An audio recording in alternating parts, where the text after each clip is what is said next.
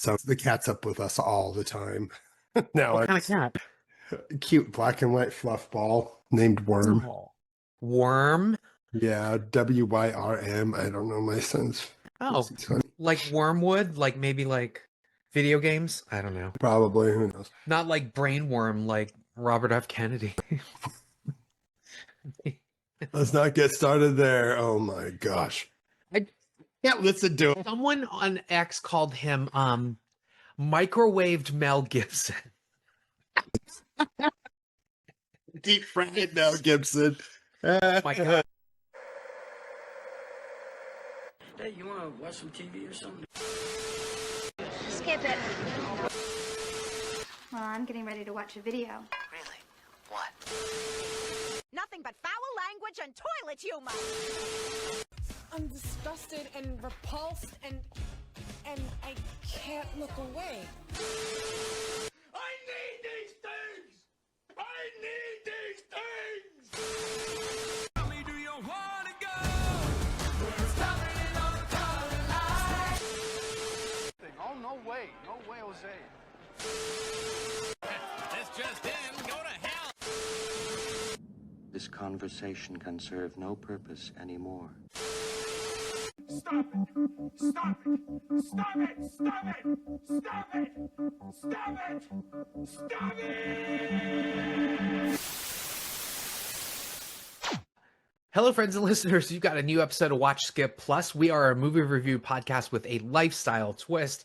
I'm your co-host, Cupcake, also known as Jose. I'm joined by my co-host, maybe he's on that side, I don't know, Mike, also known as Will the Beast. Again, our lifestyle twist is that after we review a new streaming or theatrical film, we will have a bonus review about something. It can be about anything. Mike, how are you doing? I'm good, but I just realized how short I look like a little person sitting next to you because of the way there. Now we got so much. This is bad. This is bad. When I went to telejournalism in the 90s, this is bad. Too much. You have to be up over here in the corner. Anyway, unfortunately, my mic is all the way up here.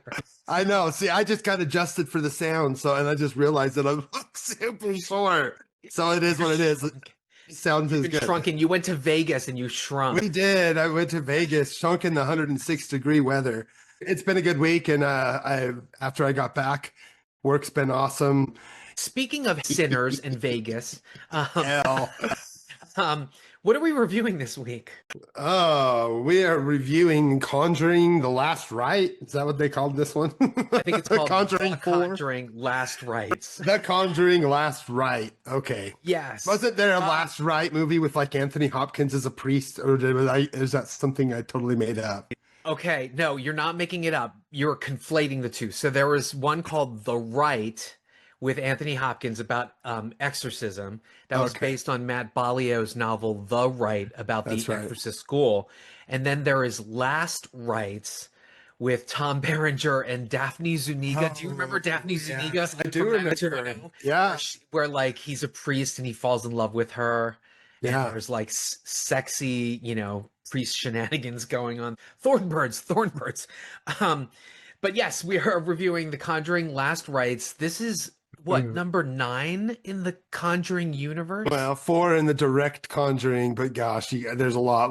If you cost, La Lorena, is that what it's called? You have to include. No, I think that's adjacent. So that's not. Are they not including that in the May? It's so just the Annabelles and nuns, and then yes, Annabelles and nuns. We got the Annabelles and nuns. Someone needs to name their blog the Annabelles and Nuns.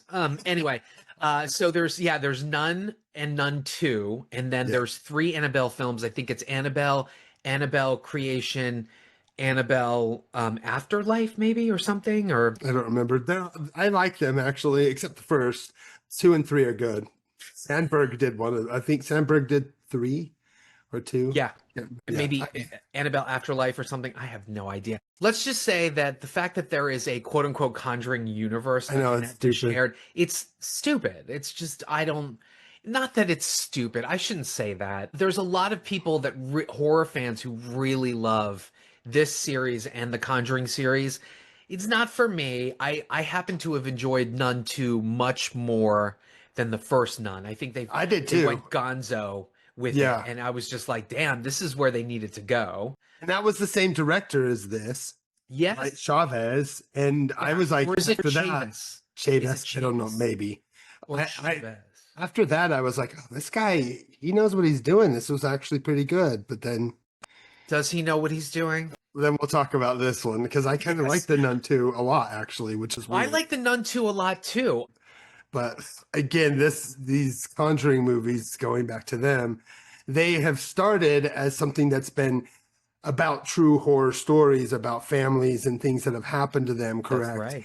But then after Lorraine passed away, we then have these last two films where they have kind of turned Lorraine and Ed into these glorified godlike creatures. These Haunted spiritual like super, Ghostbusters. like literally superheroes is what these last two films have meant. Super spiritual heroes. It's true. So before we dive into below the line and above the line, you mentioned Ed and Lorraine. So for people that don't know, if you're watching this, like, what's this Conjuring all about? Jump in on part 4. Just do it. It doesn't matter.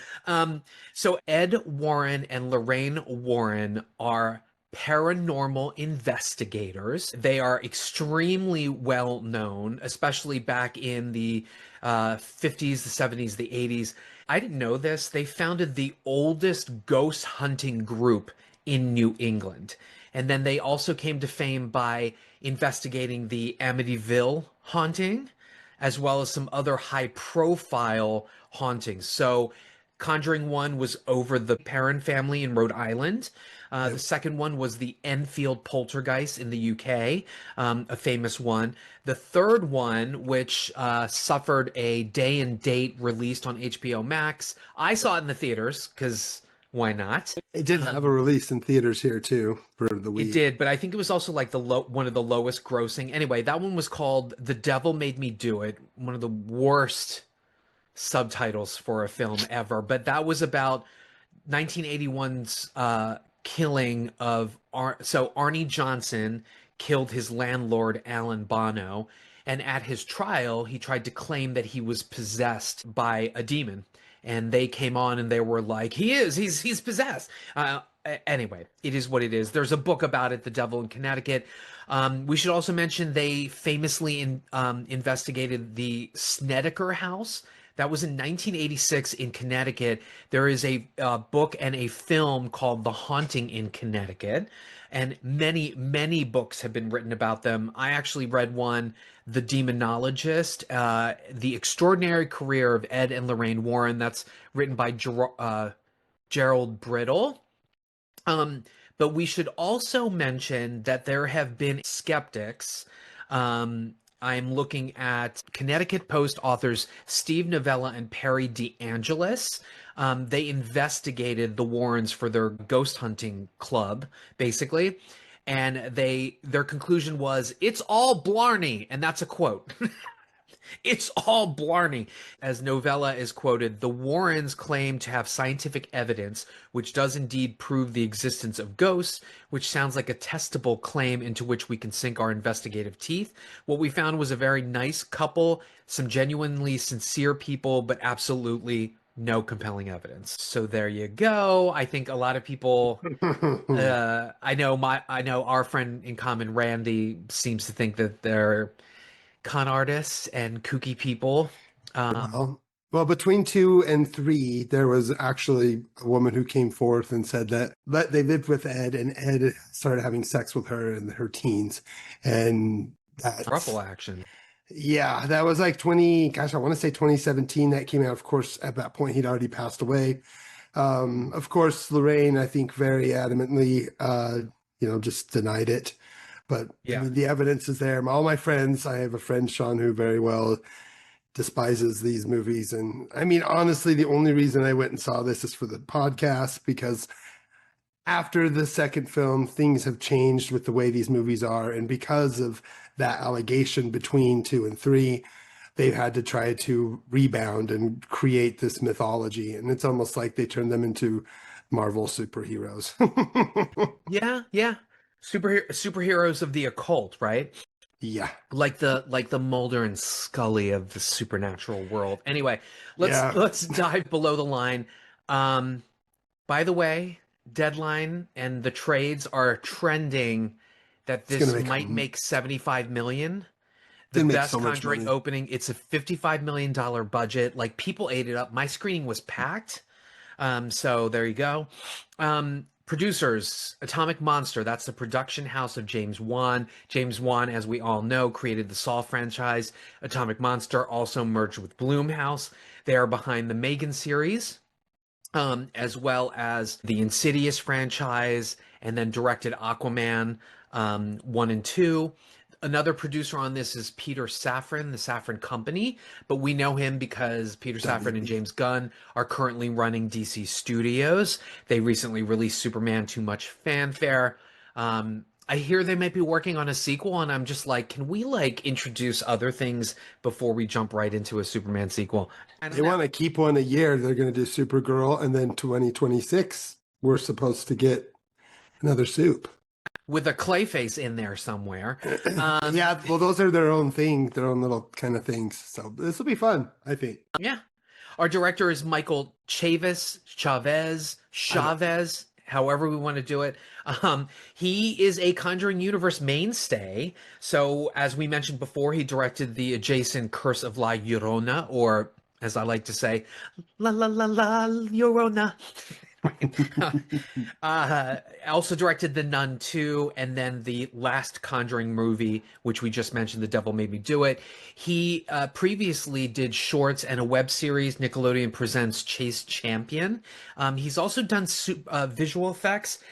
It's interesting how they couch in the press materials that he used to work in visual effects, but I think he only did the visual effects for a few shorts. So does that really count as... Anyway. Our writers, here we go. Our writers are writing team Ian Goldberg and Richard Nang. Goldberg, let's start with him. He's best known for writing and co-producing Once Upon a Time, which is a very popular series on ABC. Also did Dead of Summer for Freeform and was a showrunner on Fear the Walking Dead. But he and Nang also wrote the horror film Eli, which I think was kind of a hit on Netflix, but they are best known for their 2013 Blacklist script, which eventually became the 2016 movie, The Autopsy of Jane Doe, directed by André Øvredal, from Sweden or something, Denmarkian. He's Denmarkian, folks. And then they wrote Nun 2 as well. Autopsy of Jane Doe, Stephen King's a fan. What'd you think of that? I liked it. I think it's a little bit meandering, and it could be cut. It's for what it is. It needs to be tightened up a little bit. But I liked it as far as being an exercise in style, and I kind of like being stuck and feeling like you're in that freaking autopsy room for so much of it. So, I that horror film reminds me of the Shudder exclusive, The Cleansing Hour, where ostensibly I've never seen that. Oh, you should. It's good. It's good. Kyle Gallner's in it. My future husband, Kyle Gallner. Oh, yeah. As well as what's his name? I think he's on 911. He has like a great butt. He was in that stupid J-Lo movie, The Boy Next Door, where he was the crazy guy. Anyway, whatever his name is, look it up. Hot butt from 9/11. Boom! I'm sure you'll put a picture of it right now. So The Cleansing Hour, ostensibly it's about like a live feed of an exorcism, right? But just like The Autopsy of Jane Doe, the ending and the last act sort of opens up the universe of it in a way that you're kind of like, wait, I didn't think this is where the movie was going, right? Music is by Benjamin Wallfish. He might be the poster guy for composers for Watch Skip Plus, because he wrote the scores for Wolfman, which we've reviewed, Alien Romulus, Twisters, The Flash. We even talked about in Pluses Predator, Killer of Killers, and Until Dawn. So he's really coming up. Love Benjamin Wallfish, very, very talented, kind of cute too. Our DP is Eli Bourne. Not a ton of credits, but he has shot the Watch Skip Plus movies that we reviewed, Companion, one of our highest rated, as well as Hellraiser. And then he also shot a film called Super Dark Times, if you haven't seen on Netflix. Very good. It's a wow, that's a gut punch of a Yeah. depressing film. That ending is like, oh. Yeah, crazy. So we actually, I think we reviewed a Conjuring movie on Watch Skip Plus as well as The Nun 2. I feel like we did. Anyway, Remember. nonetheless, we've talked about Patrick Wilson and Vera Farmiga before, I swear. Patrick Wilson, as we know, started on Broadway. He was like in The Full Monty, and then he eventually burst into films. He's can pretty much do everything. He's done comedy, genre, superhero films. He was in Watchmen. He's another actor that loves to get it out. His ass is in like a ton of films. Little Children comes to mind, of which really, really good performance despite the nudity. He and Kate Winslet. That's a good movie. All over it's so good. And then when he sojourns into wanting to learn how to skateboard, I'm like, dude, you are messing up your life. Like, I don't know what's happening with you. That movie is a train wreck. But yeah, I love Patrick Wilson. It's always a joy to see him. And speaking of getting it out, he probably has one of the better butts, like, in Hollywood, like, out there. Seriously. What's your thoughts on Patrick Wilson? Well, I mean, I think I've talked about it before, but maybe not. He was actually in the first movie that my wife worked in as an accountant in film. Oh, It's called at the time it was called Man on Carrion Road, and it was released 2 years later after going through hell trying to get funding to finish it, and yeah, post editing was hell. The Hollow Point is what it was called, directed by Gonzalo Lopez Gallego. He was filmed in Salt Lake. That was my wife's first movie, and he was very nice to her. So she always just says that he's a very good guy. And I've liked him ever since, going all the way back to Hard Candy.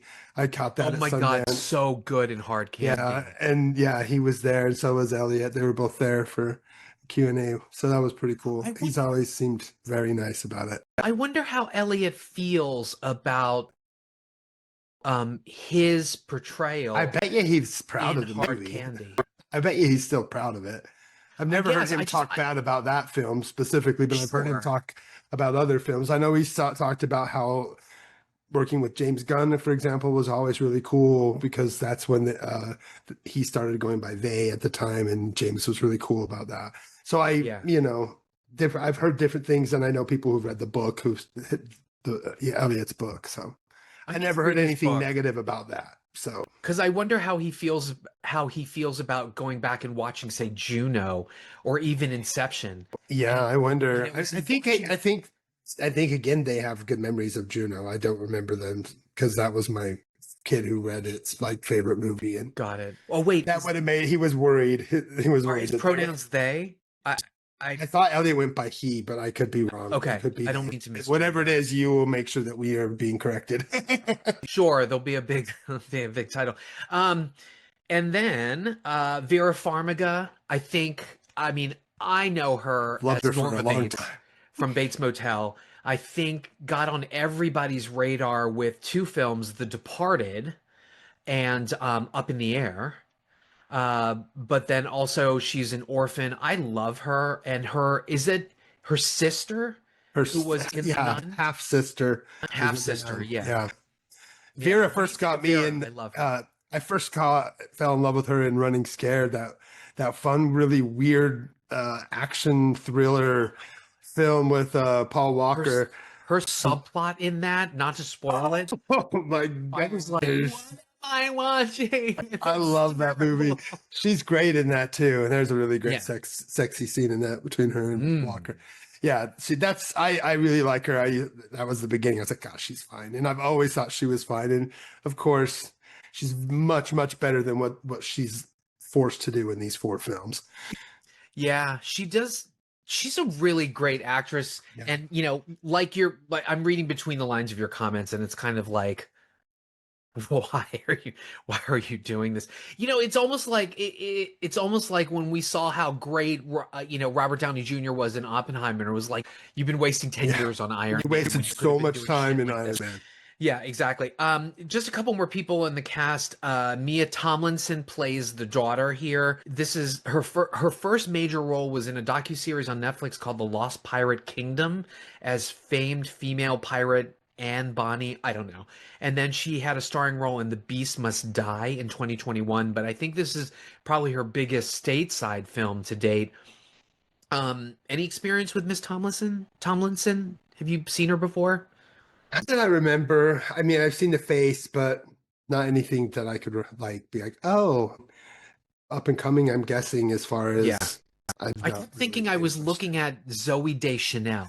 kind of looked like Zoe Deschanel. Yeah, exactly. And I felt like I'd seen her before, but then as I was going through, I was like, okay, I remember I know her that's popping up Zoe. in this, but yeah, Right. I was like, okay, I've seen her like two things, and I don't really remember her, unfortunately. Playing the boyfriend, Ben Hardy. He's best known for his role in a BBC soap opera called EastEnders. EastEnders is kind of like Australia's Neighbours, which is kind of like any number of soap operas here in the US. He made his film debut as Archangel in X-Men Apocalypse. Yeah. And Ben Hardy, first of all, he's gorgeous. Second of all, he also gets it out. He did full frontal nudity in a stage play, which brought him to fame. It was called Judas Kiss. That was on the West End. He was starring opposite Rupert Everett. Remember him? Yeah. Yeah. And now when I think about how he was cast as Archangel in X-Men Apocalypse, directed by Bryan Singer, and he's like shirtless most of the time in the film, I'm kind of like, ew. Nonetheless, Hardy has gone on to play Roger Taylor, the Queen drummer. That is the drummer of Queen, not the gay drummer. In the biographical film Bohemian Rhapsody. Recently, Unicorns, Love at First Sight, and then Prime's The Voyeurs. Did you ever see that? No, the only thing I've really seen him in is Six Underground. He played like I think yes, the three Michael or Bay four, film. four was his name. Four, yeah. Yeah. Well, in The Voyeurs, he shows his butt. It's a gorgeous butt. But he acts opposite Funbag Sweeney. So there you go. Oh, yes, I need to fun. see it then. I've never seen that one. It's wacky. You should see it. It's like Rear Window meets 50 Shades of Grey. And now as I describe this, folks are dialing it up on streaming. But that's anyway, just a couple more people. Steve Coulter returns as Father Gordon. So Father Gordon appeared not only in Conjuring 3, but his character cropped up in the Annabelle films too. So I think he's one of only two characters that have done that. There's maybe a detective I think that has shown up in all of the films or something like that. Maybe, but not this Conjuring, of course. But nonetheless, Steve Coulter, love him. People may know him from his roles on like She-Hulk, House of Cards, two Barry Levinson films on HBO, Wizard of Lies, and Paterno. Now, this is a weirdo fact, okay? Picture Coulter in your mind, and this is a fun fact. He wrote all 19 episodes of the show House of Pain for Tyler Perry. Oh. And he was the showrunner for that show, as well as Meet the Browns. He wrote 2 episodes on that and helped to like showrun as well. So very weird. Steve Coulter wrote for Tyler Perry. No, yeah, if Anyway. you go back, he's worked with him in a few other things too. He was It's in true. Mattias Family Reunion. Wow. Yeah. And speaking of actors who get it out and land on my radar, playing the father, I did not recognize him at all, is Elliot Cohen. He plays Father, I almost said Father Smurf. Every time I see the last name Smurl, I think Smurf. But Elliot Cohen, I noticed him in a show on Stars called Da Vinci's Demons, and he did full frontal nudity. He's absolutely unrecognizable. I was like, who is this father? Because he kind of looks sexy, but he also looks like bald and kind of gross with his hair. And then if you Google Elliot Cohen, like you're like, oh, that guy. He's been in a ton of like British Tons films of and stuff like stuff. that. The Crown, Peaky Blinders, all of this. And I was like, whoa. There are some other actors that play the Smurl family. I think it's good that they cast people that we don't know, because then we Yeah. wouldn't be like, oh, it's Pedro Pascal as the father. Sorry to use Pedro as an example, but he's everywhere. So, and then one last thing, I will note that in the beginning of the film, they cast these actors as young Ed and young Lorraine. And I was not ready for that, because the guy that they picked for young Ed is like a spot on young Patrick Wilson. I was like, bravo, casting director. The Yeah, actor's they name both is looked pretty Ryan good. Smith. Yeah, they looked really good. All right, so that's above and below the line. Do you have any comments about our production or actors? No, nope. I think you touched it all. All right. Speaking of touching it, here we go. Here we go. Spoiler-free thoughts on The Conjuring Last Rites. I'm dying to hear what you thought of this. Well, but first and foremost, I guess I got to talk about my history. Just kind of winked on it before, but I love James Wan's. I love the Insidious filmography of those. The first two are very good. After that, questionable results. Same thing with the Conjuring. The Red Door was directed by Patrick Wilson, and that was a stinker. No offense to Patrick Wilson, but I was like, Yeah. Christ Almighty, what the hell am I watching? Anyway, go ahead. I'm sorry. The Conjuring. No, similar. And then so this first two, I like them, and that's because there's less of the Warrens in them. They were more about the story itself. The Warrens come in, they do help save the day, but in the end, it was always the family that had to do something and sacrifice, and they just kind of helped lead the way. Very poltergeist-like. So when I first saw the first Conjuring film, I loved it. I fell for it. I felt very much like this was exactly like a more adult true story version of Poltergeist, taking that kind of exciting roller coaster ride of a horror film and placing it into a nonfiction world, but very much fictionalized. And I didn't know too much about the story at the time I'd seen it. I've heard of them, and I knew about what they did in the Amityville, but I didn't know everything else that really about the film, about them, until after the sequel. Of course, the sequel I also liked, with the British story, which I didn't know as much about, and I love the look of that. Actually, I think that's probably my favorite of the entire film series. There's some really great scares in that. It's very unique. It's very different as far as the rest of the Conjuring universe. So I like that about it. I do really dig the first two. But yeah, it's hard as a human being to hear, the allegations and all the things that people abusing their own children because of being told that they're demons. It's just a lot of awful things that have been done in the name and because of the Warrens. So when in the third film, they took a pretty gruesome murder, one that they kind of talked this guy into saying was a demon. Again, believe what you want to believe. They very much turn these people into these heroes, and it's very hard to swallow. It almost ruins the film for me. I wish I didn't know what I know now. It's one of these films that it's hard to accept it for what it is. Like it's filmed well, it's shot beautifully, it looks good, the acting is what it is. I mean, I have to give my history of the story. Starts with my mom reading the original book written by the wife, the Smurl woman, and that Smurf woman that got turned into this great. And I rewatched it this week. Oh, chef's kiss.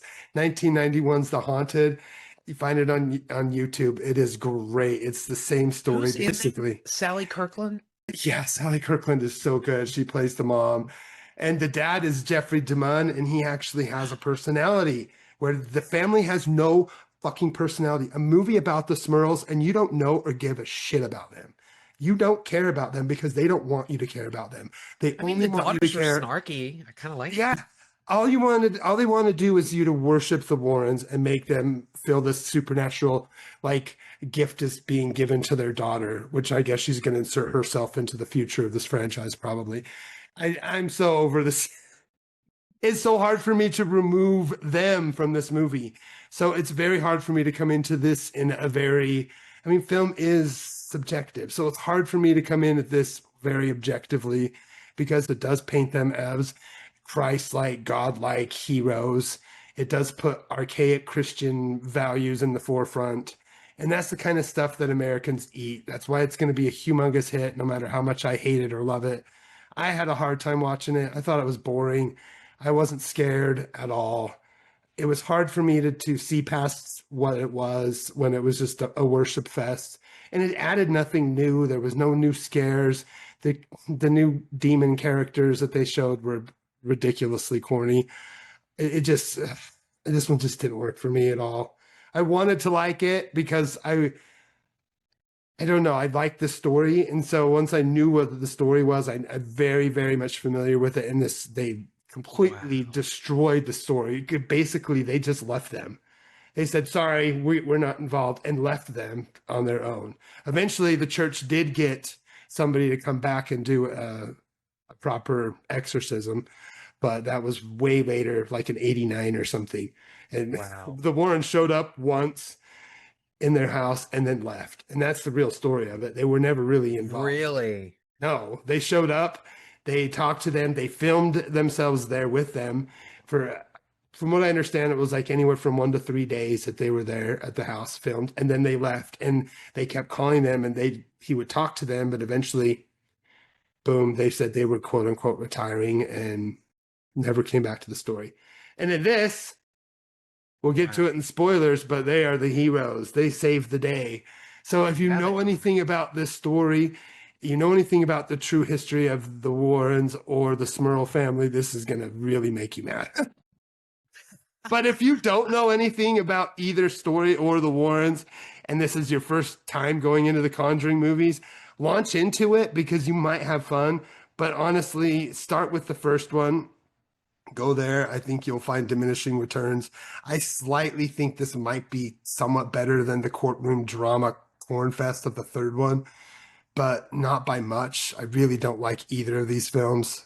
3 and 4 to me both are they just don't work. They're not really scary. They're not really unique. They don't add anything except trying to make the Warrens into these godlike characters. And now that their family is in charge of it, they're trying to create this whole, they know it's time to retire their parents, but you know darn well what they want to do. They want this to be the daughter's show. That's exactly what they want to lead it to be. But I don't know. It is what it is. If you enjoy some corny scares, you might find something here. But for me, this is this. Hey, look, I did this so that this is a skip. Nice. This is a skip. 100%. This is a skip for me. I'm sorry. I don't like this. It isn't really for me. Unfortunately, I wanted to like it. I wanted to try to give it a go. I only think the director's made one good movie, and that's The Nun 2. I haven't liked the other 3 films that I've seen of his. And I think that he's a style over substance kind of guy because everything looks good. He tries his best to put you into a world that feels lived in and feels real, which I like. And there's issues with the writing in these last 2 films are a mess. Like this is probably the worst writing, but I don't know. The last one wasn't very well written either. But the writing in these last 2 films has been really bad. And if you go back, it's because there's less involvement with Juan and co after the first 2 films. And it's just being led by different people at this point. And you're either going to like this or not. And I think that your normal folks that are showing, your normal Christian Americans that show up to see something that want to be a little edgy, ooh, let's go and see something that, but at least we know the Christians win. And, there are going to be people who just pop in to watch it and they'll have a fun time with it. They'll have a blast. And I'm sure Shapiro and the folks on the red side are just going to be like, go see this. This is a good movie. Again. The power of God and a Chevy Mustang compelling. Yeah. Very Christian. We'll talk about that Mustang scene in a second because I was just like, what the fuck am I watching? Okay. So it's a skip for you. Very much. So this is interesting. I believe in the paranormal. I believe in ghosts and spirits and all that stuff. Break out a Ouija board, folks. Like, I'm all into it. And so, for me, the Warrens have always been kind of compelling in terms of, who they are. I've heard the criticisms as well. I don't know. I find it all very, very fascinating. I mean, it is true. They are one step above like those ridiculous shows that you see on reality Ghost networks of hunters. like ghost hunters and stuff like that. They're like one level above from that. They just didn't have social media and video cameras back then, right? So my thing about The Conjuring 1 was there's a central story, but then there's all this weird tangential weirdness going on, right? Like I think, is that the movie where we saw the nun and Yeah, and there was little flashes of things where they were trying to build us up to something. right. And then there's like little glimpses of other things that they have investigated, right? But the sort of low-fi, low-budget scares of The Conjuring were incredible. And Lily She's so Taylor, good. I mean, everything that she's in, I'm like, look, she rescued the addiction. Okay. Did you ever see that film? The Yeah, Abel I did. Ferrara? Uh-huh. Yeah. She rescued it. It's such a strange film. It's a weird mess. I would Oh, wait, love we're not to see supposed to that say as a that. remake. What? It's I what? said it's a weird mess, and I go, oh wait, I'm not supposed to say that, right? But so anyway, it was good. And then the second film, we get a new story, but then it's all these different sojourns. There's the light thing and the shadows, and then the big creepy thin thing that grows big or whatever. And I'm like, what does that have to do with the Enfield thing, right? So there's this basis of based on a true story, and then you see all of this bullshit that just kind of like clutters it. So again, I know that people are fans of it, but what took me out of 1 and 2 was all of these different little things. And then when I hear about the spinoff about the Annabelle doll, which was a Raggedy Ann doll, not a gross, Yeah. like fucking ventriloquist a la Magic Yeah, it was Anthony not that at Hopkins all. bullshit dress or whatever. Like, just crazy. The fact that you can glimpse Annabelle in Aquaman at the bottom of the ocean, I was like, okay, that's funny. That's fucking funny. Anyway, and then the third film I happen to actually like because it kind of had a true crime bent, and it felt more focused than the other films, right? Interesting. Right. Self-validation. I was not expecting that. I don't think I did not know your opinion on these movies. We are complete opposite. Yes. And so I didn't really know what to expect other than the trailers. I didn't know anything about the Smurfs, Smurl haunting, or anything like that. Smurls. I didn't know anything about the Smurls. I knew that this was like the case that made them retire. And let's be clear, it's not the case that made them retire, folks. It isn't. In fact, they were already kind of retired, or at least as the movie sets it up, right? Yeah, that they were already retired, and then they were brought back because Father Gordon gets hung. And anyway, I'm sorry, I almost spoiled it. So color me surprised when this essentially becomes a biopic of the Warrens and their daughter and the passing on of this ESP thing. And so I'm geared up for this haunting, and I'm getting fucking Lifetime The Warrens. Okay? Yeah, I hated that so much. I hated it. Man, and there were just times where it was like, okay, I get it. She's like Constantine. She sees ghosts everywhere, and she's got this trauma or whatever. And then she teaches her how to like not see them and to focus or whatever. And then it just keeps going, and I'm like, what? Where's the haunting? And then we get little glimpses of the haunting. And then finally they connect up, but they don't connect up until like halfway into the film, I guess. So it's just a slog. This film is 2 hours and 15 minutes. I get where they were going with the whole bio stuff, but just based on the Warrens' tangential involvement in the events of the first three films, this is it's like a 180. And I'm like, wait a minute. I signed up for ghost shenanigans, right? And again, to be clear, there are some shocks in this that had my audience and me going like, oh my God, I can't believe I'm seeing that. Oh my God, that's so creepy or whatever. But you know, it ends up being like, and I'm stealing this from a review. I know I don't read reviews, but I couldn't help but see the headline of this review. But it really did feel like The Conjuring's greatest hits, because there are sequences and scare sequences here that are like nods to other scare sequences in The Conjuring 1 and The Conjuring 2 or Yep. whatever. And so it was kind of like, oh, now there's this oversized thing, or oh, now they're in the basement and there's this scary thing or whatever. And then, like you said, some of the demons were, I mean, Corny. I started calling the one person glimpse in the trailer Marilyn Manson lumberjack. Like they had this corny kind of like look to them, as you said. Like something you'd see at like Universal Nights of Horror or whatever, like in a haunted attraction. Exactly. And so they go from lo-fi, low budget thrills to this, like, as you said, slickly produced, good looking, you know, well acted for what the script is, techno funhouse. But it's all just set up for thrills that are not that thrilling. And obviously the I think we call it a touchstone. Obviously Chavez's touchstone for this film is Poltergeist and maybe Flanagan's Oculus, because the minute I saw that mirror, I was like, am I watching Oculus? What's happening? And I know that it's based on true events, right? But the way that they try to connect these two families is just, first of all, it's Hollywood screenwriting 101. It's so transparent, it's so awful. And then when the aha moment comes and there's that family triumph, it's kind of like, oh, we all saw that coming and it's so stupid. Yeah. Right? Yeah. It's a huge skip. I just want to say, for a film series like this, and this is the first topic after our spoilers.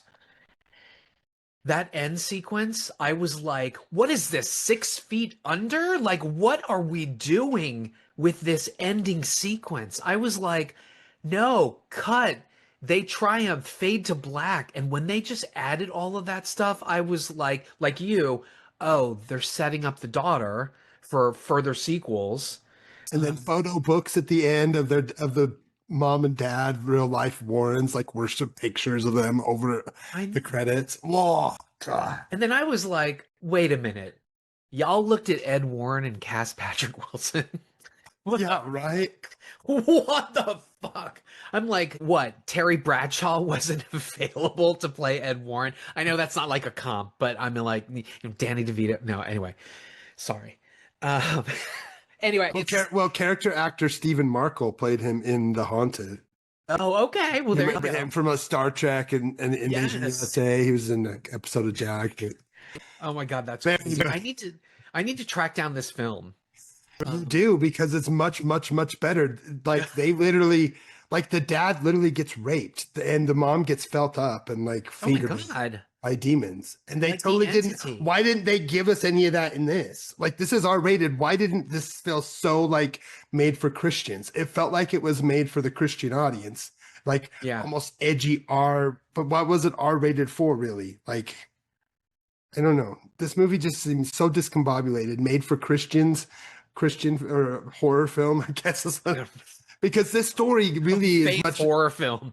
It's much edgier, and even in the Haunted, like the rape scene is pretty freaking awesome, and it's so horrific and so amazing. And he's like, he's like getting held down, and then it's like his daughter, and then this other ugly big creature woman, and it's like raping him, and you're like, oh my God. Oh my God. It is awesome. That movie is much better. So just go and find that's better. Haunted from 1991. It's on IMDb. Find that. That's the real story. And if you're interested more in that, there is other documentaries and stuff on the Smurls or something. So yeah, like do that. Don't do this. Unless you really love the Conjuring movies, that's the only reason to see this. And if you love the Warrens, granted that you might, cool. I'm sorry, I don't mean to offend you. But there's a lot of evidence that they were con people. So whatever you want to believe, that's cool. I don't want to poo-poo on, what does my wife say? I don't want to poo on people's parades. So I Right. want to come You in don't want to and yuck anybody's yum. yuck their yum. That's what Violet Yeah, always tells me. exactly. So if you like this, cool. There's a lot worse things to really enjoy. To me, the first two movies are actually pretty good. They work as fun little funhouse movies you could watch around Halloween. Yeah. And This movie, I will say this movie is way too long. Also, it was filmed in the UK. I was like, this is why it doesn't look like Pennsylvania. I was like, what is happening? Like, this looks weird. But yeah, way too long. And I hate to say this should have also streamed on HBO Max. It really should have. yeah, the So- last one's better. I mean, it's not like a masterpiece, and I still don't really like it, but it was better than this. Yeah. All right, so here we go. We are going to spoil. If you have not seen The Conjuring Last Rites, we're going to spoil it faster than you can say. What was it? Katie Fisher found it. Who's the fuck is Katie Fisher and Locky Pocket or what was anyway? Don't even know. We're going to spoil it in 3, 2, 1. Okay, so the end sequence. So after they've triumphed and the family's all great and there's all the glad handing and the family's like, thank you so much, Warrens, and they're saying bye-bye or whatever. It fades to black and then it opens with a wedding sequence where the daughter is getting married to the sexy archangel guy. By the way, so I know that Ben Hardy is British. We want to hear from you folks in the comment section because Ben Hardy, the way that he moves his mouth when he pronounces words is so British. That he's trying so hard to hide his I had such a disconnect. That he was sounding American, but his mouth was moving British-like, and I was like, I can't do this. But anyway, so they're getting married, and as they're like walking down the aisle or whatever, the parents from Conjuring are there. So Lily Taylor is there. James Wan is in the background, like beaming with a big, huge smile. Yeah, I'm what like, the heck is going on? you weren't on camera. You were the director. Like, stop. And then further down the line, the family from the Enfield Poltergeist is there. So I think Frances, I forget what her name is, but the mother and somebody else is there. And then the kid from I think 3 is like grown up and is there He's all as grown well. up and they're at the wedding. What the heck? I'm like, are you fucking kidding me? It was so bizarre to see that. Like, okay, I understand that they're getting married, but the family of the Warrens. So this goes back to your theory that they were trying to prop them up as these people that changed people's lives and they were forever indebted to them for releasing the spirit. So much so that they showed up at the fucking wedding. I was like, why? It reminded me of the ending, the series finale of 6 Feet Under I think 6 Feet Under was one of the first shows on HBO. Not one of the first shows on HBO, but one of the first shows where their series finale was flashing forward 10 years to see what happened to the characters and stuff like that. And this was kind of like that flash forward. And I'm like, why? And then it goes from this really bright wedding sequence to then like the real life pictures and this ominous scratchy soundtrack and dread with the what's And I Dread was with like, family photos? It's like, this is stupid. God, who did this? Who's responsible for this? Yeah, the my Lifetime meets like Blumhouse horror vibe. It just didn't. Yeah. It didn't. I mean, listen, I think the part where I was ready to put down my popcorn and leave was the fucking ping pong scene where they're having the family cookout and they're playing ping pong and then Ed is like ready to have a heart attack and then he's all like, can I have permission to, and I'm like, ghosts, where the fucking ghosts, where are the scares or whatever. Like that was almost painful to watch. Yeah, it was boring, man. It felt like it was out of some other film because, Lorraine is like, yeah, sure. And then Ed's like, sure, whatever. Like, I'm like, what am I watching? What am I watching? And then why did they have to make that stupid giant kaiju Annabelle? What the stupid? Oh my God. That was, that that was straight out of The Conjuring 2 with the big, like long limb thing coming down the, whatever. But, like the big Annabelle thing. I was like, okay, now it's stupid as shit. Yeah, this movie is so stupid. It's so not good. I tried to tell you that we should do something else. This movie is not good. You know what? We would have done Twinless, but it got squeezed out because I think the Regal Mystery Movie was The Threesome, which obviously is very tantalizing. The Threesome. Surprised it didn't star Funback Sweeney. But that came out, the Hamilton theatrical release from Disney Plus, and then Splitsville came out, Twinless, and then there was one other indie that came out, and everything was so crowded. If Twinless was watchable, I would have definitely seen that. Yeah. Dylan O'Brien gay sex scene, definitely would have seen that. Well, But yeah, this I would have done Splitsville. Maybe we should just become the Dakota Johnson podcast and just do every stupid movie she has.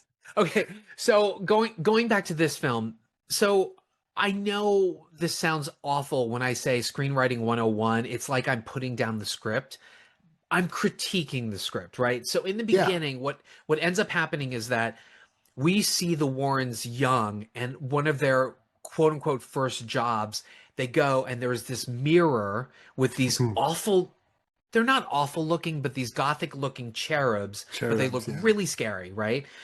And she touches this mirror and it cracks, and then it induces her labor. So while she's giving birth to her baby, this crazy demon is crawling on the, and I'm like, this never happened. This could not have happened to the Warrens. No, none of this happened. Right. And so then what happens is that their daughter is born and is stillborn, right? And something like 10 minutes goes by, folks, where this baby is not crying or breathing. And they're like, let us have our baby. And then they get the baby, and they're all like, come back to us. And then the baby starts crying, right? And then, they're all like happy-go-lucky and all this stuff.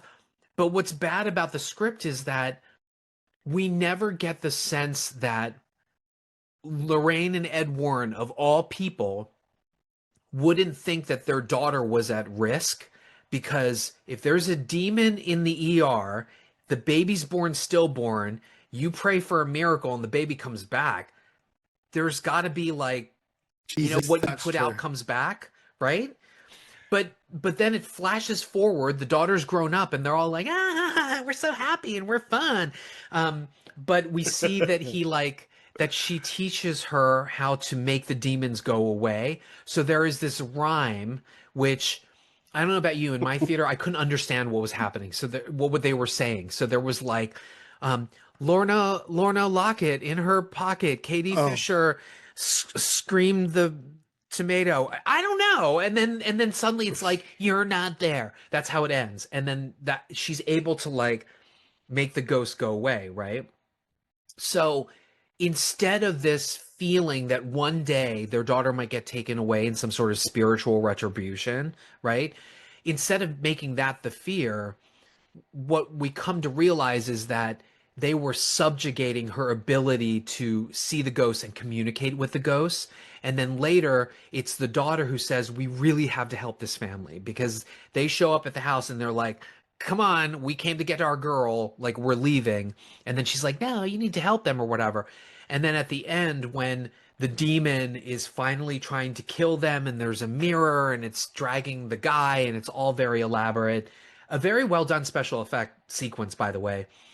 And then they're sort of like, embrace your power, see it. And then she's like, you're not there. And then they banish and I'm like, that is so stupid. It's like, right?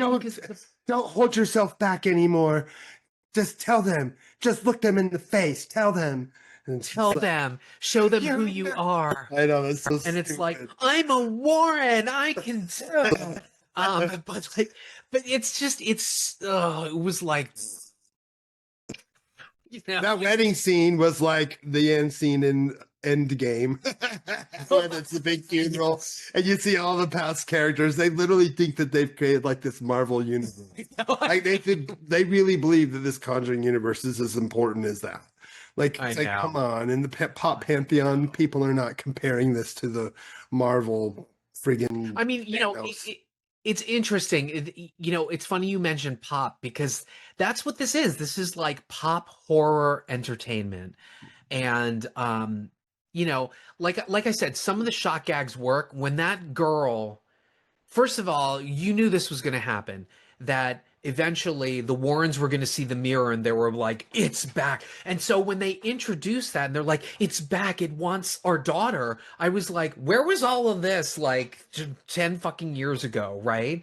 Like, I mean, I know they wouldn't have seen the mirror, but they couldn't have like had an inkling that like, you know, God gave you your daughter back, maybe a demon's going to take her back, right? But you know, you knew this was going to happen. The daughters think it's creepy. I love the comedy in this, the unintentional comedy, because they're like, "Oh, the one angel kind of looks like you," and then the older daughter ribs her, the older sister, but they throw it away and it gets crushed, and then it magically comes back. Right? We knew that was going to happen. But the one daughter, after the mirror sort of like comes back and the haunting gets going, she ends up like vomiting all of this blood everywhere. That was very shocking to watch. Well, also, like you talked about when the mirror came down and was smashing his leg, you know, that was kind of graphic. But then, of course, when during the wedding scene, he wasn't even limping. So he's not like limping or anything, right? And he it looked have like like it ripped on his neck, right? It looked like it ripped all the flesh up in his freaking leg. Oh my God, nasty. yeah. I mean, that was a really good sequence. And then they're like looking in the mirror and you can see the demon Warrens or whatever. And then good. Lorraine's hair does that whole poltergeist thing, like the lead lady from Poltergeist, the little gal, where it has that little bit coming out of the big grandma bun, which that whole look looked like she was right there out of Poltergeist. Like I know. So like I said, that's the touchstone of this. I mean, hell, there's even a sequence where the daughter walks into the living room, turns on the TV, and it's got like the ghost. I'm like, oh, can you get any more referential? Such a ripoff. Right? And you say, just like, well, Tobe Hooper directed Poltergeist, they're saying that like maybe he ghost directed it, but in a lot of Spielberg films, what I love about that is that characters are talking over each other sometimes, which is a real occurrence, right? And so you get that with the family. Because, by the way, I could never live in that house. So in the Smurf house, folks, Smurl. Sorry, this is the people are going to come. They're going to come for us, and they're going to the fans. You smurled our name. You smurled our name. But in that house, it's like the Smurl family, mom, dad. We've got 2 daughters. Was there 2 younger daughters too? And then the grandmother and the grandfather. I was like, no, that house, I can't do it. But there were like so many people in that house, and yet all these things happened. Where were the grandparents when like these things were they holed up in the basement? Like, the ghost shit again. Supposedly one of them got hurt somehow, and then we kept like seeing ambulances leave their house, and then the grandparents were gone. So that's right. They were getting hurt by the ghost. Pushed one down this. Yeah, pushed the one down this. They didn't develop that very well, but no, this movie's not very well done. Yeah, you make me want to say yes, even though it looks great, beautiful. But it's the pen to paper stuff. It's the actual plotting, and some editing as well. It just and there's a lot of weird swoosh swoosh swoosh editing stuff that style stuff that was weird. And there's some weird touches too. Like at one point they're sitting down for dinner, and in the background there are these weird lights. Did you see them? There were these weird lights on a tripod, square lights that were like beamed down. And I don't know if he was like filming that for using those lights for like home video, but I was like, what are those fucking lights back there? And then the craziest part is as they're doing all of this and they're trying to bring the mirror out, that whole scene is ridiculous now that I think about it. They're trying to bring the mirror out of the attic, and then like the ghosts are slowly unwrapping it and they're almost falling over. But the boyfriend goes to get the car, right? And there is this weird 1-minute sequence where like the car won't start. It finally starts. And then he drives like 20 feet one way and then skirts back around. I'm like, where did you park your fucking car? It wasn't right outside. Like I didn't understand what happened in that. Oh, there was, it's 2 hours and 15 minutes, but it still feels like they cut stuff out. Like there's things that don't logically make sense. Yeah, it's very weird. And then every time they went into the vault, I swear to God, if I had to hear Ed say one more fucking time, don't touch anything. These things are either haunted or they've been used in a weird ritual to conjure up demons. Even the toys aren't toys. If I had to hear that one more time, I was gonna fucking kill someone. It was like 4 times alone in this movie. It was terrible. But then every time he walked into that, all I kept thinking was that really cute stand-up comedian owns the museum now. And have you heard about that Matt Riff no. or whatever? Matt Rife or whatever. Yeah. He bought the Warren house and the occult museum and the vault. And he talked about, he went on TikTok and was like, I own it now, and I'm gonna reopen the museum. I'm like, only if he's gonna be there would I visit. But anyway, yeah, this movie's a fucking hot mess. It's so terrible. It's so terrible. Can we talk about, though, the weirdo Omen inspired Italian horror inspired sequence where Father Gordon goes to tell the church that the Smurls really need help. And so he goes, and there's this big sprawling office, and there's a woman who's like typing. And it's so crazy because like she picks up the fucking phone and she's like, so-and-so's here to see you. No. And then there's like this god awful scene where she's just repeating everything that he says to the person behind the door. And it's like, you can't hear her. She can't just like yell to the door. Anyway, so there's a guy who's like cleaning in the hallway, and then she disappears, and then suddenly he's like all by himself. It was the weirdest sequence ever. And then you see the cord. He goes and hangs himself with like the cord from the thing, and then like jumps. And I was like, okay, that came out of fucking nowhere. Well, they kept showing you the cord like unraveling as he was like cleaning with it. And then all of a sudden he's hanging. I know. Well, he does that, and then he jumps. Like, wouldn't it have broken through the banister, and he would have just like, I don't know, it was so crazy. And then there's the funeral, and she's like crying, Father Gordon was light. He was light, or whatever. Oh my God, this is terrible. We are so trash in this movie. It is a really bad screenplay. It is really bad. It's not a good movie, y'all. It is not. Yeah. We've reviewed some stinkers. Ballerina was a stinker, but this is worse than that. Like, this is just, it shouldn't really exist. Like, its only purpose is to put some kind of cap end on this Warren verse, their version of but the you know, it's never the last movie. No, of course not. They're gonna keep doing the Nun movies. They're gonna keep doing them. I'm gonna do Kaiju Annabelle next. I'm gonna turn in big Kaiju I would Annabelle. pay to see that. I would absolutely pay to see that. Actually, no, I wouldn't. Please. You would for sure make me watch it. What are we reviewing? We could watch this brand new Aronofsky movie, or we could watch Kaiju Annabelle. Kaiju Annabelle. Get ready for Kaiju Annabelle. Okay, so yeah, massive skip. Like, it's just, I don't know. It's a skip. And then you know, and this is not what entertainment you take from a film. We're not judging you, but I just know X is going to be littered with best Conjuring ever, scariest movie ever. You know, like, I think The Conjuring, The Devil Made Me Do It. I remember I was watching the trailer, and there was like something that said like a touchstone of horror or something, and I'm like, what movie did you see?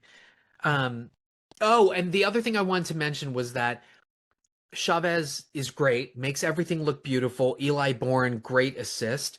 But with this film and The Conjuring, it's like there's like blatant ripoffs from other films. So with The Devil Made Me Do It, he absolutely ripped off The Shining in so many scenes, The Exorcist in so many scenes. And in this one, it's definitely Poltergeist. It's definitely like Oculus. It's definitely some stuff. Yeah. And the illogical nature of some of the stuff. Like, there's that scene where Ed Warren is having a heart attack, and then the mother and the girls are like by the front door, and they're like, go. And he's like, help me or whatever. And then finally the mother is like, stay here. And then literally she runs like 3 feet up the stairs. It's like, you weren't that far from him. You could have like ventured out to help him. Like, this movie's nonsense. It is. Not good. It's bad. All right, I think we've trashed it enough.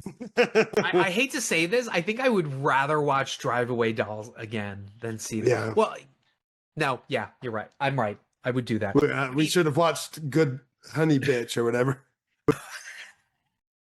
We should have watched Honey Bitch. Okay. All righty. Do you have A plus? What you got? What you got? Yes. So you talked about it. We went to Las Vegas. So I decided to do a quick little review about Las Vegas and the things that we did and what I think you should or shouldn't do if you're going. So if you do have some money saved or some time to go on a vacation, this is the year to go. Las Vegas is having like lifetime lows, like lowest like summer vacationers and tourists. Oh, really? Tourism's I down had about no like idea. the lowest in 20 something years. So it's really low. Well, of course, minus the 2020, but they were starting to feel things come back. And then by 2022, things started getting more and more expensive. Like me and my wife, we go at least, we're a 5.5, 6 hour drive. So we go there, 2-3 times a year. And a lot of big shows won't come to Utah. They'll go to Vegas or Colorado, and that's 8 hours. This is, Vegas is 6. So we usually go to Vegas. So we go there a lot, and we were going to go see Clips, which I know I've already plus before their awesome album. So Yeah. I was going to see that live, and that was the main reason we went. And then my wife's like, "Hey, it's it's really cheap right now. Like, are you seeing the news, how cheap things are?" And she booked us this great room at the Wyndham Grand Desert Sands, or the Wyndham Club. It's off the strip. It's a family resort just behind the Planet Hollywood, about a half mile from the strip. Great deal we got for it. I mean, we got double, it was like less than 200 a night for a 2-bedroom suite where we slept 10 people. So it's like, Wow. That's really awesome. good deals right now if you can get out there. While we were there, we said we're just going to do it up. So we went and we did some shows. So of course I went to the Clip Show and Earth Gang, both are rap groups I love and adore. If you are a rap fan and you get that show's coming to you, go see it. That's all I'm going to say. It is lyrical rap performed live. No, they are rapping every single freaking word. And I love that. So many times at rap shows and other pop shows, they do little medleys and they'll mix 6 songs into a 3-minute segment. None of that. You get your freaking 4-minute songs complete every word. I loved that. Lyrical, Nice. great performance. Yeah, Then let God we sort went- them out. Yeah, let God sort them out. They played most of that live and then all the hits from the other album, which I loved. Then we went to Rainforest Cafe with the kids. If you have a family and you're looking for something fun to do, you got to go to Rainforest Cafe at least once. Look, it's like a little bit glorified Chili's meets Applebee's with a tropical flair where you get Come on now. It's better It's a little than bit nicer than that. Chili's meets. But it's fun and it's kitschy. You're paying for the experience. The food it's not bad, but it's Right. elevated Chili's. It really is what it is. But it's not bad. So we went there and it was fun because the kids all got their little memorable cups. Then we went the next night we went and saw the Jabberwockies. That made everything worth it. Jabberwockies are a dance crew that won the America's Best Dance Crew TV show. I think that was on MTV early 2000s. And they then sold their show to Vegas, and I think this is the 4th iteration of the show and of the performers. Of course, the OGs, they got paid and they're still hands in creating, but they are no longer performing, so they have different performers. But this show was called Timeless. They kind of went through all these different genres. I loved it. Of course, they're kind of hit and steeped in New York culture, so a lot of it is New York style b-boy hip hop. And my that's daughter at the loved it. that's at and the that is at the MGM MGM Grand. Yeah. Yep. Nice. We also beforehand went and ate at Netflix Bites, which is a Netflix themed restaurant inside the MGM Grand.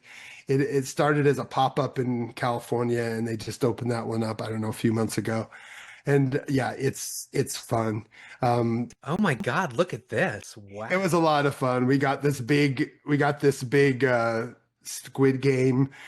You had to choose whatever thing it landed on, you had to use for your sauce for your chicken nuggets, and one of them was kind of amazing. spicy. And Oh, so like all the the kids, wheel. Yeah, the wheel. They put it, and it had chicken and different sauces, including a really spicy one. And if the kids got it, they would take a bite out of it. They were like, it was so much fun. Oh, it's So got they had, Asian lady on it too. yeah. So they had a whole lot of fun. They had this whole experience, and it's like inside the room, there's like paintings of all their most famous shows, from One Piece to Bridgerton to Stranger Things. Wednesday, Yeah, Wednesday. I ordered like the pizza, the Surfer Boy pizza. That was like a honey hot pizza, and it was delicious with those kind of pepperoni pizza that kind of come up, and then they almost like put the honey like right on the pepperonis themselves. It was so sweet and good. Oh, Again, not much, like, don't expect anything really fancy. It's like 20 to 25 pops a head, per person is what you're paying. It's again like an Applebee's or something of that, or maybe a TGI Fridays, but like elevate. a Hard Rock. Can you elevate it, Okay, please? Hard Rock, or to me, You said they're all the Chili's. same. I usually go to like nice restaurants when I go out with my wife. We don't normally go to stuff like this, but it was a family vacay, and we wanted, because my wife had memories of her dad taking her there because he was a businessman and was doing a lot of like strip Yeah. malls. And so to her, these kind of trips are important. We used to do a lot of just going and finding a house with a pool in the backyard and just make a swimming weekend of it. But this time we were going to the show, and we wanted to be by the show anyway. So we just did a big suite. Well, again, we got it for really cheap. Everything, I got those tickets for like on Vegas.com for Jabberwockies was like $50. So you can wow. get things for cheap if you look around. There was even, we almost went to Caw, which if I would have bought like 2 days before I did, I could have got for like $60, which is a Cirque show. Yeah. But again, my goal was trying to spend around $50 to $60 per like entertainment thing, so that everyone had some fun stuff. And we went to the Adventure Dome, which is our indoor amusement park. We got those for $25 on Vegas.com. Again, those are like $60 if you walk up. Jesus So we were God, able to look at save this. a lot of deals, and that's a fun little. There's 2 really fun roller coasters that make that worth it.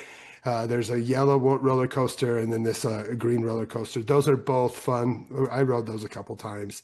The rest of it's a lot of spinny, fun kind of carnival rides and kitschy stuff like that. But if you can get in for $25 and get away from the heat when it was 106 degrees, wonderful. We did go to their water park called the Cowabunga Bay, which is like USA Today called it the 3rd biggest and best water park in the world, or in America, or something of the ilk. It's older. It used to be an old Wet and Wild, and Cowabunga Bay, which is a company that also come out of Utah, has their original park is in Utah, and it's very small. This one is large. It's a very large park, but it was just so hot. It was 106 degrees, and you have to wear shoes, and they have like little shoe places, and they have this special floor. So once you get to the rides, you're able to walk without burning your feet. But it was so hot, like you could not go without shoes walking around from slide to slide. And nobody wanted to be sitting around just sunbathing. So everybody was either in the water or standing in line. So there was a lot of lines, but they were fun. There was this one called Surf's Up that puts you in a group tube with like 3 or 4 people, and it shoots you down into a big blue tube, and then you go through what looks like a big wave. So it's like a big blue wave, and it's so much fun. It just sends. Oh my God, I'm looking at it. Down. It's insane. So that was a lot of fun. But again, we only paid $29. I found some discount again online. So always, when you have a big family like I do, go and seek discounts, and you can find them if you go into Vegas. First, go to Vegas.com. You're going to find a lot of discounts there. Groupon, I believe, is where I found the discount for Wet and Wild, or Cowabunga Bay. And then last but not least, we went to the Excalibur to see the Tournament of Kings. The Tournament of Kings, which is kind of like a ripoff of medieval times. I don't know what came first or how that all happens, but they're very similar. It looks kind of like the same, yeah. Yeah, they're very similar. I worked in tourism and travel, and I used to do the show at the medieval times. And I actually hung out with this Jess King, who's like a biker on Peloton. And my wife and I always like to joke about that because she would smoke cigarettes. She was one of the Maid Marians. She's really famous now. But yeah, so it's very similar show. But the first half of the show is just this corny kind of Jester and Merlin walking around trying to get people hyped up in your different areas of different countries. You're basically in a different country. We were sat in Spain, and they have Ireland and Norway and several different countries that are fighting against each other in the Tournament of Kings. And you eat food that was supposedly made like medieval.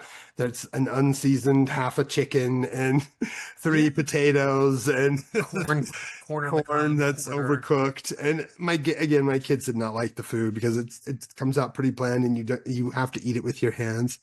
But I just, when in Rome, kind of have fun. So I was just having fun. I was ripping that freaking leg. Yeah, I was just ripping that chicken apart and just like getting sloppy with it. I was like, come on, kids. And they're all like, can we go out and eat afterwards? The dinner after dinner. Yeah, but I mean, we got it again for like $50 for a dinner show, which is the cheapest thing you'll get in Vegas. I think if you look, it's like $70. Like, we wanted to go and see the Wizard of Oz thing, but the cheapest you could find that at the Sphere was like $160 a ticket. Oof. And I wanted to see that because there was like, and it was premiering the weekend we were there, and it was hitting all over our phones, of course, because we were getting targeted for ads, and we kept seeing the tornado inside the Sphere Theater and people, the apples dropping, and people are selling these like Wizard of Oz Sphere apples for like hundreds of dollars on eBay. People, they're like, this paid for the cost of the ticket, but some people were paying as much as $600 to go see this thing. That's crazy. Whenever you know it's cheap. It's a 75-minute version of the movie that they cut like a half hour out of. Pretty much all of the in Kansas stuff they cut out, I heard, as well as one of the songs from the Lion. But anyways, if you get the chance to go to Vegas, go with your family. Yes, you can do it up in Vegas right now. It is becoming an end of an era with Mirage being over. We wanted to go see Love. I've seen it before. It was a beautiful show, but the Mirage is gone. And while there are things, and you can get out there and see family-friendly things, just beware, be careful, because the 90s, when they were trying to become more family-friendly, those days are over. But there are plenty of family-friendly resorts off of the Strip, like where we stayed. I would totally recommend. They had a great pool area. They had an adult-only area as well as a family area, and an off-site 24-hour pool. So anyways, we had a blast in Vegas. If you're going to Vegas, I recommend stopping and doing all those things. Netflix Bites at MGM Grand. You can get reservations. I think we got ours on Open Table. Same as Rainforest. We got ours reservations. If you're going to any of those, I'd definitely get reservations, Open Table. And again, you're not going to get much discounts there, but you can get discounts at the show. And if you want to eat, you can spend a lot. Like, we've gone to the really expensive places. We've gone to the Emeralds, and we've done all of the celebrity places, and those can be fun. We've done Nobu and Morimoto's and all that. That's wonderful. But if you're bringing your kids, it's fun to bring them somewhere kitschy that they're going to remember. Yeah, of course. Nice. I've never been to Vegas. I need to go. It's fun. Yeah, it's a blast. They have this Universal nights that just opened up there, like ran by the people who do it in Florida. I couldn't justify getting away from the kids again after the concerts because it was like, they're pretty explicit. Like, this is like 15 and up. Like, this is pretty spooky. And I wanted to go so bad, but it was like Exorcism, the big levers or whatever was like the theme. Wow. Is Evil Dead the musical still there? No, I don't think it's there anymore. They replaced it with the zombie burlesque on the Planet Hollywood. Okay, that's a little weird. And people like it. It's been there for a few years. Ever since, they left and have gone touring. That's a touring show now. All right. Nice tips. Thank you. Yeah. All right. So I'm actually wearing my double plus. So, I talked about this before. My work mom thinks I spend too much money on headphones. So I'm actually wearing what I bought. I'm going to show it. So this is the you are not. Shox Open Run Pro 2. It's a open ear. Mike is laughing his ass off. It's an open ear bone conduction headphone because I don't like putting things in my holes when I'm recording. Okay. So again, bone conduction. So Shock's sort of pioneered this stuff. There have been other companies that have done this. So the bone conduction means that the sound kind of goes into the bones that surround your ear, and that's how you listen. So the original iteration of this, I actually have those. If the volume was too high, it would feel like a tiny sledgehammer banging into your temple. Like, yeah, it was like, and so what's great about the Open Run 2 is that they have something called dual pitch technology. And so there's less vibrations, but there's two independent drivers, and they are expertly tuned to specific sound frequencies. So you're going to get more bass, you're going to get more of a blend, but additionally there is an air conduction driver. And so what that does is it helps with the bass, and then it helps with minimal vibration for unparalleled acoustic comfort. They're waterproof, IP55 resistant. They come with a great carrying case. This was my baby when I was reenacting the scene. From That was the Conjuring. best part of this podcast, by the way. That needs to be the Shoo, shoo, shoo, mon Dieu, mon Dieu. And the best point is unlike the other Open Run that I had bought the first iteration, this is multi-point, so it can join up to your computer as well as your cell phone, or when I do it at work, it's my cell phone, my personal cell phone, and my work phone. So I love it. It's going to set you back $179.95. I got it at the end of summer sale, which is now done, but it is what it is. I love them. And then the other thing that I'm wearing it's called Underdog Hemp, and it's actually the t-shirt that I'm wearing right now. So you can Nice. see the little label here. Cool. And Looking one slender. of the pluses, in addition to the material, which I'll explain, is that it kind of hides your gut and man boobs, or so it says. So Yeah, you look great. You look I love awesome. it. Thank you. So what is Underdog Hemp? So the actual material is 51% hemp. So yes, the stuff that you would smoke. Hemp, no THC included, 31% bamboo, and then 18% organic cotton. So it's sustainable. But what's great about this is that so hemp has strength, bamboo has the breathability, and so there is this DuraFlow technology. And if you go on the website, it's Underdog, UNDRDOG.com. You'll actually see a demonstration where the guys who created it, they put like a steam thing underneath the shirt, and you can see the steam start to come through. And then they'll do it with a standard shirt, which usually has polyester, and it blocks it. So it's 4 times stronger than cotton. You've got the super breathability. It moisture wicks. It holds its shape. It's not going to sag or stretch for 30 years. Yes, that's what it says. 30 years. Wrinkle resistant, eco smart, fade resistant. It's affordable. It's got natural UV protection, and it's hypoallergenic. I will say that the breathability thing, it feels kind of textured on the inside, but it's not aggravating my eczema, which is great. So I think you can get like 3 of them for like $99. They will be allegedly coming out with more colors, but I love them. I'm really into sustainable clothing that like resist washes that can last forever. So I have a washable suit, and now I've got this washable indestructible hemp shirt by Underdog. And the other thing that is it says this certifies DuraFlow technology, the first tri-blend fabric engineered for superior strength, breathability, and toxin-free performance. So no PFAs, no microplastics, no chemicals in its manufacturing. Love it.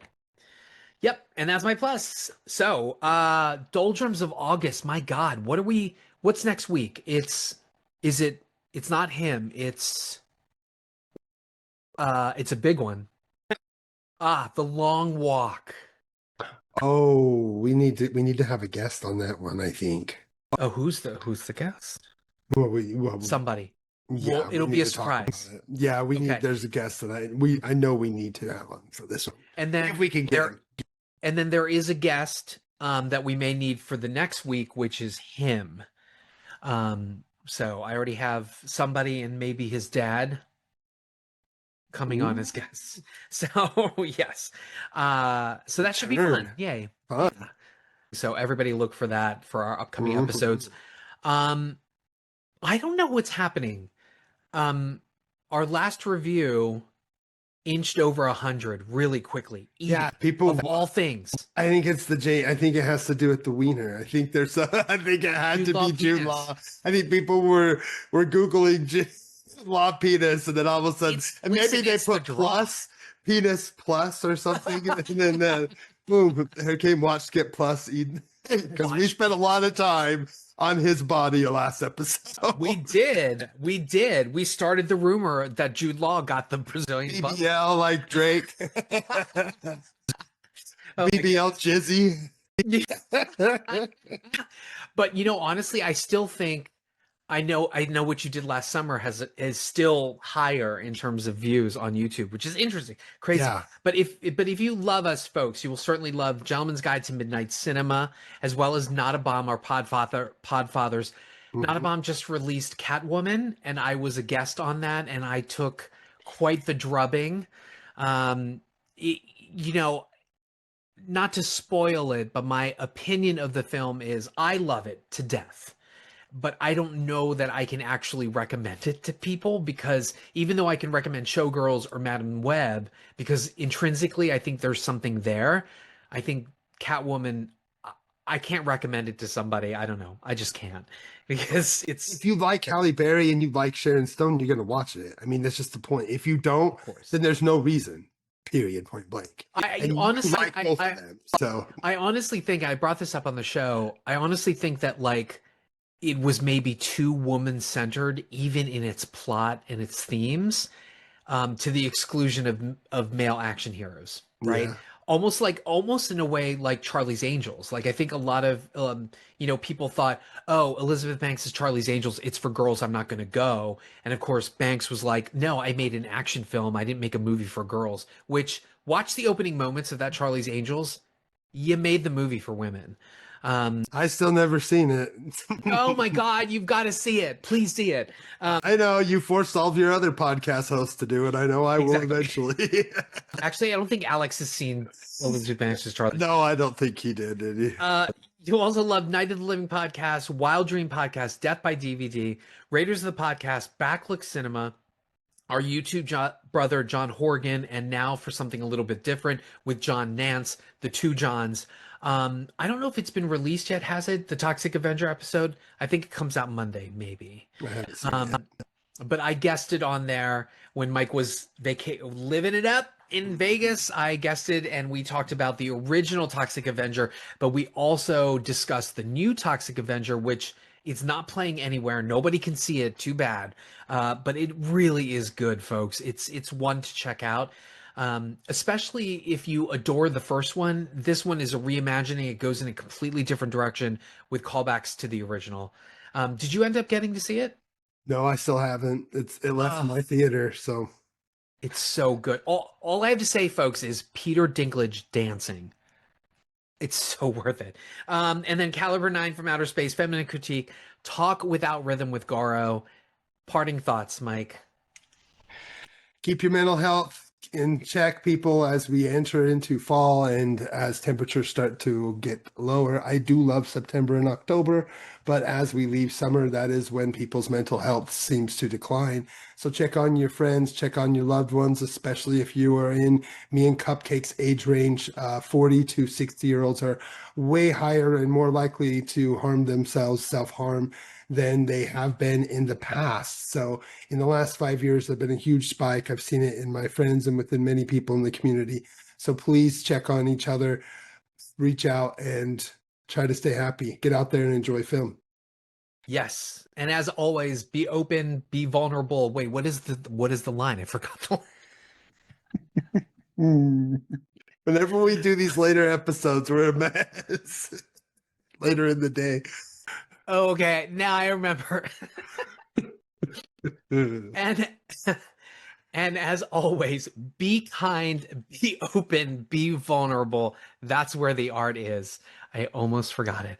I did forget it, actually. The magic of editing. All right. We'll see you next week, folks. Thank you.